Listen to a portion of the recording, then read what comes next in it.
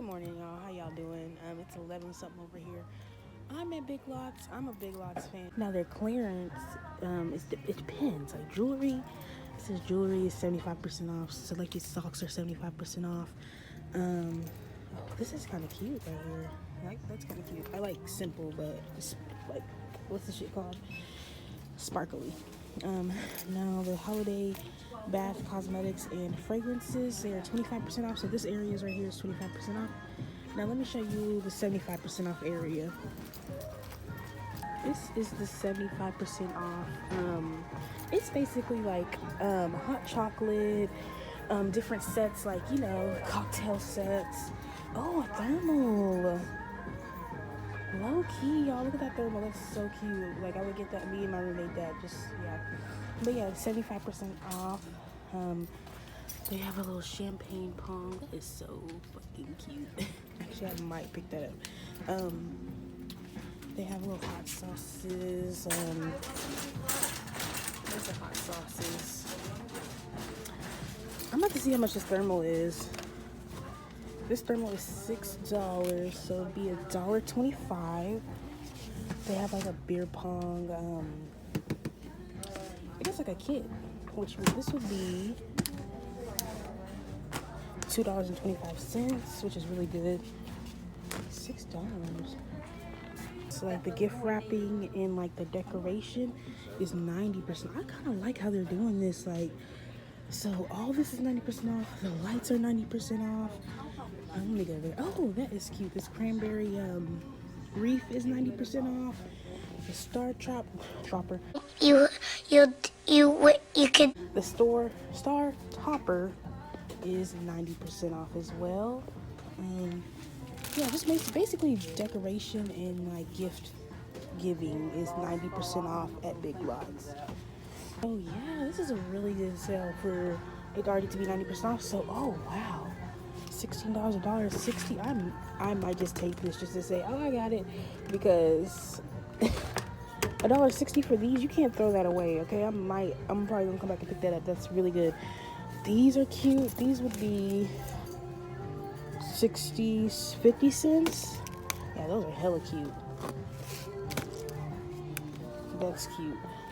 They even have decoration, like to decorate your house, 90% off. So y'all, if y'all got a Big Lots, go, because this is a good sale. Like, this is a hell of a lot of a good sale. Candy canes, you know the candy canes are already on, so y'all already seen them at Walmart. Nobody wants a damn candy cane.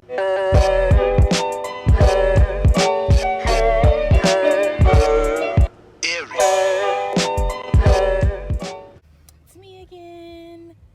So y'all, I'm on my way to work. I'm gonna do like a mini mukbang, depending on who's there, because I don't want to eat in front and camera if my coworkers are there. I like, usually where I work, because I work at a hotel and I work 3 to 11, usually around like 5 no one's there. So depending, I'm gonna do a mukbang. I'm eating some Thai fried rice, the best fucking rice ever, y'all. So y'all stay tuned. Y'all, I was very prettier earlier, but I started eating. This is some basil. This is some bell pepper. I have some onions in here. Some green onion, chicken and shrimp. It is Thai fried rice. It's so delicious. Maybe I should get a plate to put this on.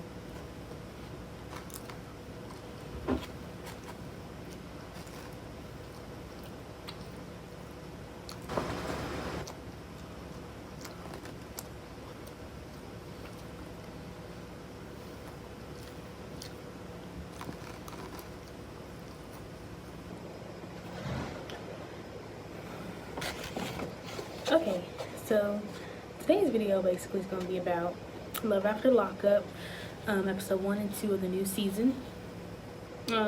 So the first couple I'm going to pretty much get into and talk about, which I have a little respect because I be forgetting some shit, y'all, is Marcelino and Brittany.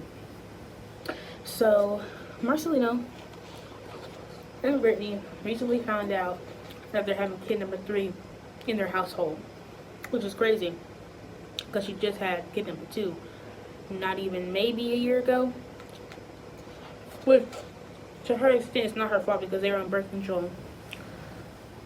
And come to find out, the birth control didn't work. So, and she had the one, I really want to say she had the one in her arm, like for real, for real. And it didn't work. So she's pregnant again with her third child, her Marcelino. With that being said, more kids means more money having to put out. Like I said, they're struggling. They're about to have their third kid. It's not going good. We're talking about she's having to hold the household up, and she's wanting Marcelino to get another job. Now, before I talk about this on more, I recently also found out in the first episode that Brittany actually has 5 kids in total. 2 with Marcelino, 1 with Gian. What's his name? Gio? I forgot the boy's name. Him. And 2 others that were put in foster care. So that's something new. Now, like I was saying, she wants Marcelino to get another job, or a better job than what he got right now, which he's basically a stay-at-home dad who gambles. I mean, poker is a job, so let me stop. A stay-at-home dad who does poker.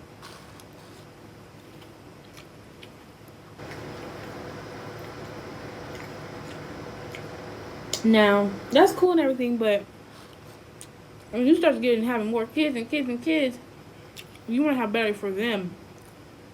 It's okay to worry about yourself sometimes and be like, oh, I can survive off of this, but to have kids and be saying that's kind of wrong. Now, he goes up to the little job search thing. His pride is a little too strong for me. Which, by the way, I'm drinking some Powerade. Strong energy.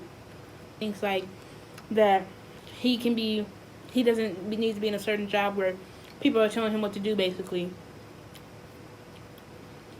Which I wholeheartedly, completely agree with that. Not agree with it, but I understand when he says that, because some of the jobs I got fired because my mouth got to me. But you're not going to talk to me like you're crazy in like any certain way. And I do understand that, but you gotta buckle up that pride, baby. Because TV show money ain't gonna be forever. Now, next we have let me see, Angela and Tony. Y'all, Angela, she's smart but she dumb. Just like her mom, not her mama, just like her sister says, smart but dumb. This girl, what makes her smart, she found out Tony was cheating on her. And the way she found out, she couldn't get in his phone, so she took his SIM card out and put it in her phone and found some messages where he was talking about prostitutes and drugs and all this and that and this and this, that, and the third. So she found it. She angry. She's like not with it. But my thing is, you honestly knew.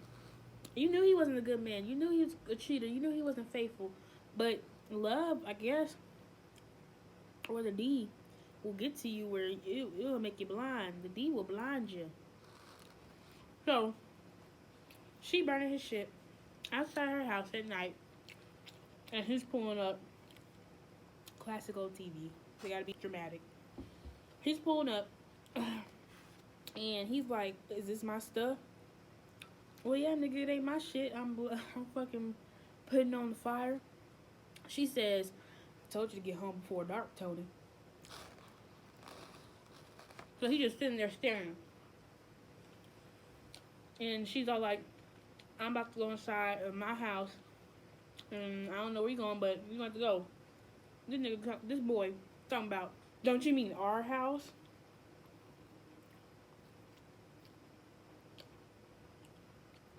You talking to Angela?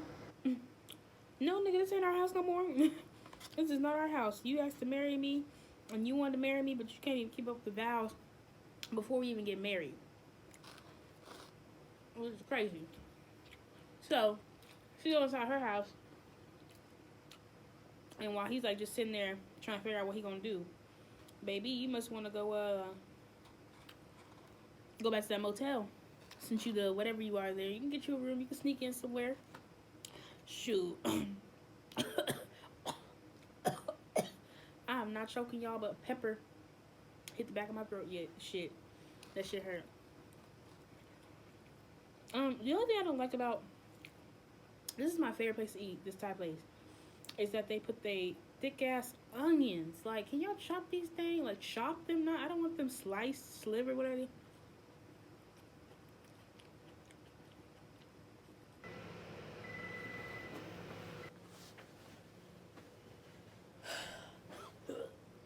Yeah, she goes in her house. She leaves him just sitting out there looking stupid, basically. Oh my god, y'all! They put beef. They may be lucky I like beef, but they put beef in my thing. I didn't even ask for beef. Um, they better be lucky I'm not like against beef or something like that. You know what I mean? Andre and Lamar. Okay, so where it left off before the season had started was she was trying to keep Lamar in Utah. Like she took his phone, she took his ID, she took this nigga's everything. She could have took his identity if she wanted to. So he was like, I'm not for this. So y'all, he went back to California, which I would have did the same thing. Peace out, Girl Scout. What you mean? That beef is good. Wait a minute. I'm about to get them next. So he goes back to California and he's there for 2 months. Within that 2 months, his brother gets shot in the leg about 7 times, I think they say. And which I'm understanding where I am getting where Andrea is coming from, but basically, she don't want to go back to LA because it's dangerous, and all he does is hang out with his family, which his family's a bad influence on him trying to stay out of trouble. Because if y'all remember last season, he got put into jail because he was with his cousin, and there was a gun in the car or something like that. He didn't even know there was a gun in the car. He didn't know there was anything in the car. But since he was on parole, he got in trouble. So basically, Andrea is proving her point. Yes, LA is dangerous, but every place, there's no place where it's not dangerous. There's always, it might not be super dangerous, but there's things going on, like, for example, like rape.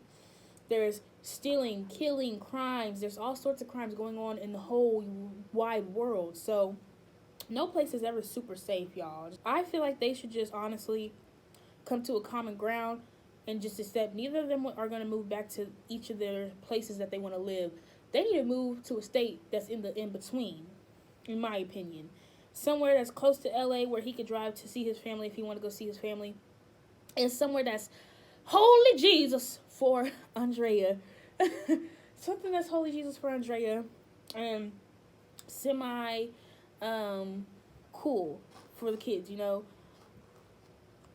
I think they should honestly find somewhere around that common ground. Because I do believe that they both love each other very dearly. And plus, as y'all previously found out, they bought closet time when Lamar was in prison. So, little baby girl, the third child, is his.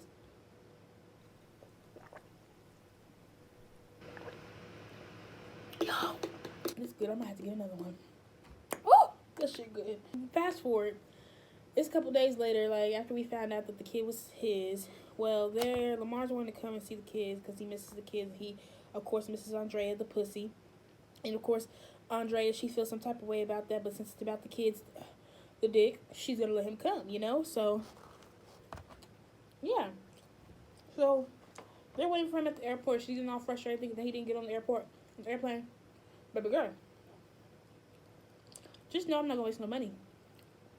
I'm not hop on a damn flight. Because tickets on flights, expensive. That was not supposed to happen, so you know it was meant to be. He gets there, and she low-key acting like all stank. Like, come on, y'all. It's time to go. He's giving the kids hugs first because, you know, it's the kids. Then he go to her, and she's like, come on, let's get in the car, y'all. It's time to go. Let's go. Acting like she ain't ready to get that D, okay? She ready. She knows she excited for him to be back, and she knows she love him, and he love her too. Some missionary boys are about to go on a mission. They approach, which it just seems too good to be true for them all to be there. And, you know, they're leaving the airport. So, you know, Andrea, she's excited. She's like, oh my God, Tennyson, he's about to go on a missionary. This is so amazing. This is so crazy. Like, Lamar, he's ready to go. He's ready. Like, he just got off the plane. He's not trying to talk to nobody. He's kind of distant from them. She's like, Lamar, come on, say hi to them. Oh my God, just come by and talk. So he's like giving them handshakes, you know. thanking them for what they doing, you know. Sweet. At least, yeah, you know, that's nice. But some people just be like, no, it's fine, I'll stay over here. He'll do something for his lady, basically. They get in the car, and they're talking with the kids and stuff like that. And he's like, I miss y'all. I wish I could come back. And she's like, no, we're not going back there. You need to come to Utah. And Tennyson's nosy little ass, he's talking about basically it's dangerous in LA and there's crimes everywhere where you live. It may not be as thick somewhere else as somewhere else. I mean, it may not be as heavy or thick somewhere else as in somewhere else. The crime might not be as much here than it is there, basically. So that's basically what he was saying. So Tennyson was like, well, Utah gives us guaranteed safety. But kids fail to realize that, yes, where you are is not as dangerous as what you think. But as you get older and you're an adult, you realize that, honestly, anywhere you live is going to be dangerous. You got to watch out for your kids. You got to watch out for where you walk at. You got to watch out where you go by yourself. You got to watch out where you go at night. Like, anywhere you go is going to be like that. So it's not guaranteed safety. Megan, Michael, and Sarah. I don't know how this is still a triad, a triangle. Like, why is it still Megan, Michael, and Sarah? Like, I'm confused. So basically, Michael, which we left off, he got a phone call for some random biatch. And she was calling. He was like, oh, I was not expecting that call.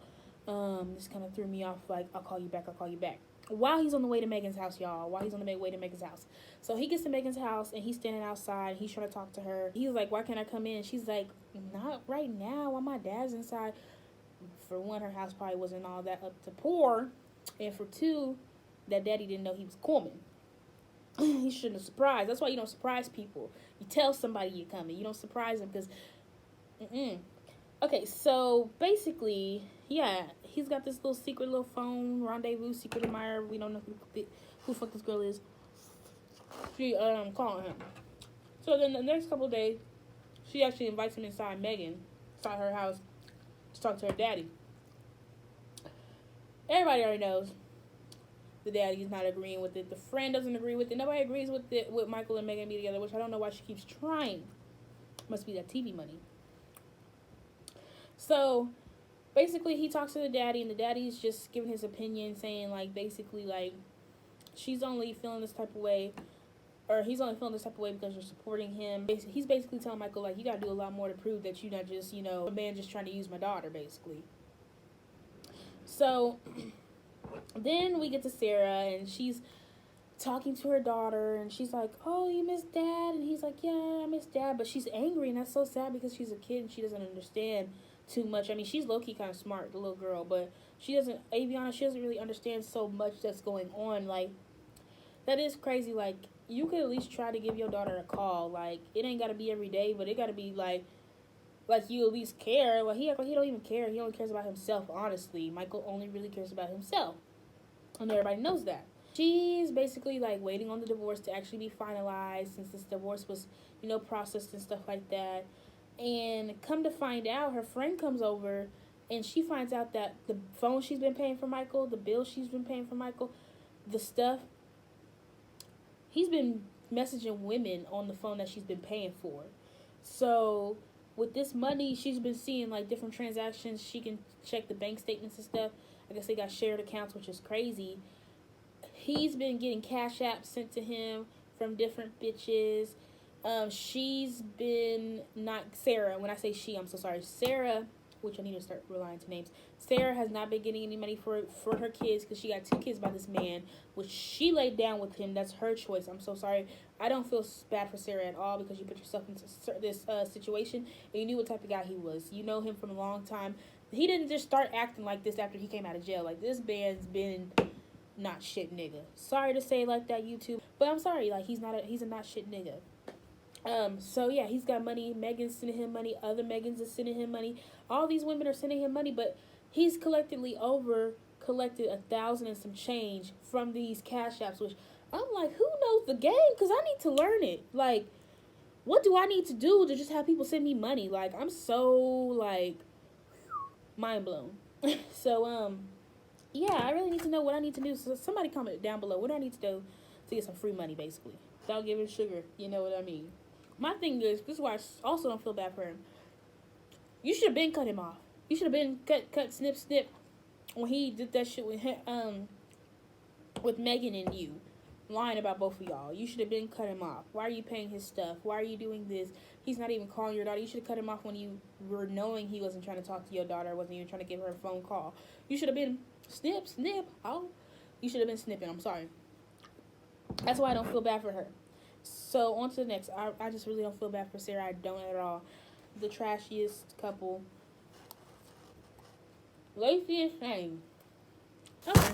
So y'all, Lacey and Shane married. Finally, they're actually working on moving out. Previous season, y'all seen that she found out that Milo, that's the boy's name. I'm so sorry if I messed it up, Lacey. But if Milo is Sean's kid, find out it's not his kid. Hallelujah. Now they can live their happily ever after life. Wrong. Wrong. So basically, they move into their little nice house, because Shane can't find a job because he was a felon. I understand you can't find a job, but are you even trying? Is he even trying to find a job? I feel like he's not even trying to find a job. Like, there's a difference between just sitting there and waiting for a job to come to you or waiting for somebody to say something than you going to actually go out and looking for a job. Like, are you actually trying? Because all I see is a beer in your hand in every scene. Doesn't make sense. So, y'all, I'm sure the animal crackers. Y'all know the animal crackers. Animal crackers in my soup. So, yeah. Lacey, she gets, I think like a voicemail or a message from Sean saying like he's sick and he's not feeling good and he's a druggie basically, and she's scared that he's gonna go back to his old ways, or someone's gonna find him dead and she's gonna feel bad. I understand, Lacey, that you've had past with this man, but you're married now with another man, and this man, you told him that you're getting married to. He knows that. So you know he's doing stuff on purpose to make sure that you guys don't work out. It's obvious. And my thing is, you're married to Shane, but you're still talking to Sean after you knew that he's not the kid's father. Why? It's like you like the drama. You like the messiness. You want somebody to put their hands on you so you can get hit and you can be crying and stuff like that. It's like you want stuff to happen. Yeah, she's messaging Sean, and she was talking to her friend, I guess her best friend, about it, and she left her phone, whatever, and Shane seen the messages. So he's all mad. He's drunk, y'all. He's all mad, going off on her. They yelling outside. They just moved into these houses, so you know their neighbors already know they're crazy. So she's like, let's go inside. And he's like, you're my wife, we're married. And she's like, that could easily be changed. And then she walks out and gets in her car. Probably going to suck Sean's dick, sorry. Probably. That girl get on my nerves, honestly. All I gotta say, Lacey is a thought pocket. And I don't know why she married this man. I don't know why she does half the stuff she do, honestly. Y'all, I hope y'all enjoyed this video. I hope y'all have a good day. Peace out. Girl Scout.